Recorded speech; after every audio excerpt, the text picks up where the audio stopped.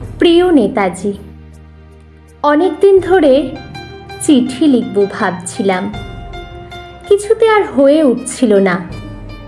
আজ কোনো একটা ঘটনার নিরিখে তোমাকে চিঠি লিখতে বসলাম।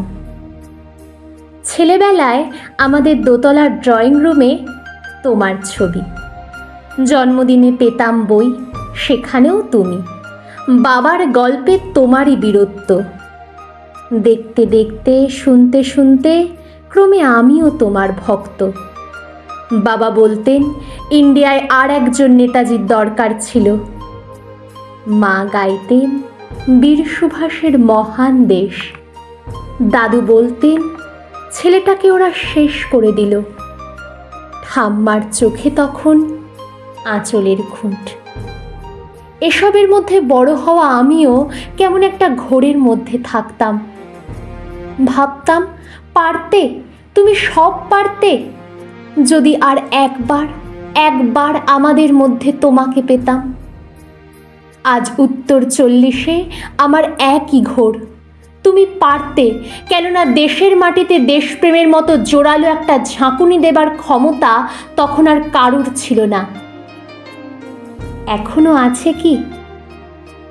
তোমার হারিয়ে যাবার পর দেশে কত কমিশন বসেছে। ভারতের পূর্ব, পশ্চিম, উত্তর, দক্ষিণে কোনো পীর, কোনো সন্ত, কোনো দয়ালু বৃদ্ধকে দেখে ভুল করেছে সবাই। ছুটে গেছি তুমি মনে করে, কিন্তু ফিরেছি মাথা নেড়ে। তবু তোমাকে পাবার আশায় বুক বেঁধেছি। তুমি তো শুধু বসুবাড়ির নও, গোটা ভারতবর্ষের মণিকোঠার হীরক, যার আলোর শুদ্ধতা কালোকে সাদা করতে পারে। এই বিশ্বাসে ভর করে সবাই ভেবেছিল তুমি আসবেই, কিন্তু এলে না। কেটে গেল অনেকগুলো বছর, পেরিয়ে এলাম জীবনের অনেক গলি খুঁজে। তুমি এখন বিমানবন্দরে, সভা সমিতিতে, রিসার্চ ব্যুরোতে, এমনকি ছেলের নামকরণেও। শুধু হৃদয়ে যেন দোলা দেয় না।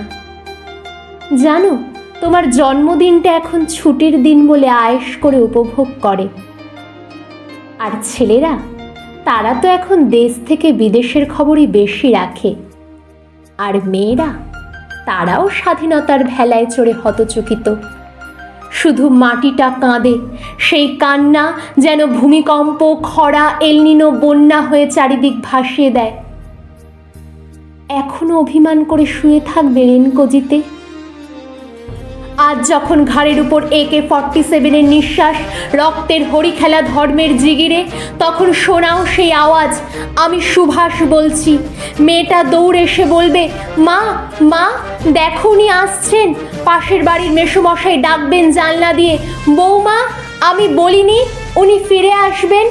খোলা জানলার ধারে দাঁড়াবেন মায়েরা, তাদের ডান হাতে শঙ্খ, বাঁ চোখে জল। নদী হবে উত্তাল, নৌকা বেসামাল, পরাণ মাঝিও চেঁচাবে, উনি আসতেছেন, উনি আসতেছেন। সবুজ মাঠে শিশুদের হাতে পতাকার দোলা, উনি আসছেন, উনি আসছেন, উনি ফিরে আসছেন। তোমার হারিয়ে যাওয়া জন্মদিনের ভেতর থেকে উঠে আসুক আর একটা 23-এ, আর স্বাধীনতার ঠিক আগের মুহূর্তে দাঁড়িয়ে তোমাকে আমার এই চিঠি। প্রণাম নিও। ভালো থেকো নেতাজি।